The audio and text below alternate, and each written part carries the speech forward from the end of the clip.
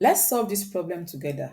In the PEMDAS rule, although multiplication appears before division, you have to solve the one that shows first before the next one. Since division appears first, then we have to solve from left to right. So that means we have to divide before we multiply. If we multiply first, then you will have 4 divided by 8 will cancel 8. That's 4 divided by 1, and that will give 4, which is a wrong answer. So the right way to do it is to first divide. So this way now we will have 4. Let's change the division to multiplication so that we have 4 times 8.